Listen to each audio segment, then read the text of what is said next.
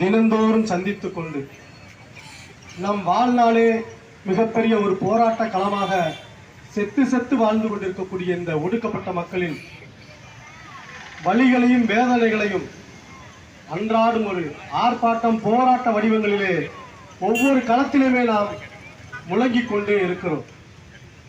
ஆனால் தீர்வு கிடைக்கிறதா என்று பார்த்தால் தீர்வு கிடைப்பதில்லை. நிரந்தரமான தீர்வுக்கான பயணமாகத்தான் நாம் தொடர்ந்து பயணித்துக் கொண்டிருக்கிறோம். தற்காலிக தீர்வுகள் மட்டுமே நமக்கு கிடைத்துக் கொண்டிருக்கிறது. இதற்கு ஒரு அருமையான ஒரு முன்னுதாரணத்தை இந்த இடத்திலே பதிவு செய்ய நான் கடமைப்பட்டிருக்கிறேன். 2010 அதாவது 2005 இருந்து 2010 ஜனநாயக அமைப்பு ஜனநாயகத்தின் மீது முழுமையாக நம்பிக்கையோடு நான் செயல்பட்டுக் கொண்டிருந்த நேரத்திலே நான் குடியிருக்கக்கூடிய எம்எம்சி காலனி என்ற பகுதியிலே 3 SC ST வன்கொடுமை வழக்குகளை பதிவு செய்தேன். ஆனால் ஒருவன் என்னை சக்கிலிலே என்று அடிக்க வருகிறான்.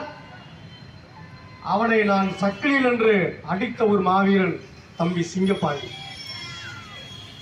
என்னை சக்கிலில் என்று சொல்லும் போது நான் அருந்தேன் என்று ஓடி ஒழிய மாட்டேன். அவனை நான் சக்கிலில் நான் என்று சொல்லி திருப்பி அடித்த மாவீரன் தம்பி சிங்கப்பாண்டி. அதே போல ஏதாவது ஒரு முக்குளத்தோடையை திருப்பி அடிப்பவனா என்று சாதி திமிரோடு வந்து மறுபடியும் ஒரு சாதி திமிர் கொண்ட ஒருவன் அடிக்க வந்தான். அவனையும் ஓங்கி அடித்தது சக்கிலியில் தான், திருப்பி அடிப்பதும் சக்கிலியில் தான் என்று திருப்பி அடித்த மாவீரன் தம்பி சிங்கப்பாண்டி. இந்த இடத்திலே நான் அதை ஏன் பதிவு செய்கிறேன் என்று சொன்னால், அந்த அடிக்கு பிறகு எங்கள் பகுதியிலே எந்த அமைப்பை சேர்ந்தவர்களுக்கும் அடி விழுவது கிடையாது, அவர்களை எதிர்ப்பது கிடையாது. நான் அருந்ததின் என்று சொல்லி ஓடி ஒளிந்து கொண்டிருக்கக்கூடிய அரசு ஊழியர்களுக்கு அடி விழுந்தது. இருக்கிற இடம் தெரியாமல் இருந்து கொண்டு போவோம் என்ற சொல்லிக் கொண்டு திரிந்த நபர்களுக்கும் அடி விழுந்தது. ஆனால் எங்களை நம்பி அமைப்புக்கு பின்னால் வந்த ஒரு நபருக்கு கூட எந்த விதமான பிரச்சனையும் வந்தது கிடையாது.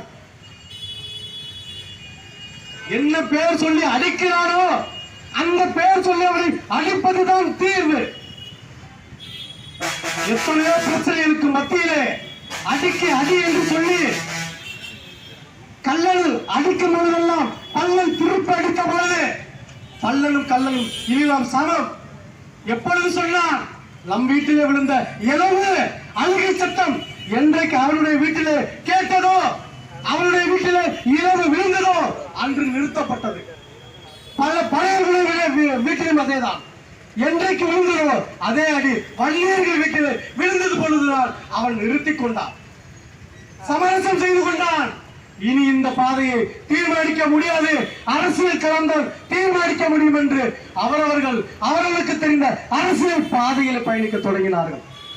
மீண்டும் ஒரு சாதி கலவரத்தை அவர்களால் கட்டியெழுப்ப முடியவில்லை.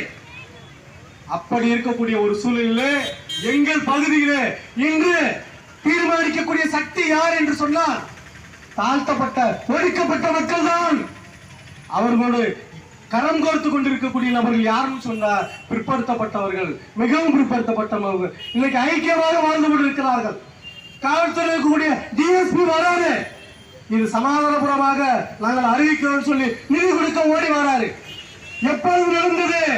சிங்கப்பாண்டி கொடுத்த அடி, செல்வம் கொடுத்த புகார் மனு, SC ST வன்கொடுமை தடுப்பு சட்டம் இன்று சமாதானபூர்வமாக இருக்கக்கூடிய பகுதியாக அறிவித்து காவல்துறை முன்வருகிறது. இப்படி இருக்கக்கூடிய சூழல் எல்லா பகுதியிலுமே தொடர்ந்து நீடித்துக் கொண்டே இருக்கிறது. அப்படி என்று சொன்னால் இப்படியான ஒரு படுகொலைகள் எப்படி நடக்கிறது என்று சொன்னால் இதுதான் RSS உடைய சூழ்ச்சி.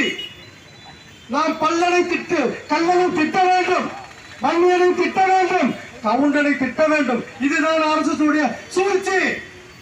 எந்த சாதிக்காரனை சீண்டினால் தமிழகம் சாதி கலவரம் வெடிக்குமோ அந்த சாதிகளுக்குள்ளே சாதி கலவரங்களை தூண்ட வேண்டும் என்பதுதான் RSS உடைய சதி திட்டம். இத்தகைய சதி திட்டங்களை நாம் புரிந்து கொள்ளாத வரை இங்கே சாதி கலவரங்கள் தொடர்ந்து நீடித்துக் கொண்டேதான் இருக்கும். மர்மமான படுகொலைகள் தொடர்ந்து நீடித்துக் கொண்டுதான் இருக்கும்.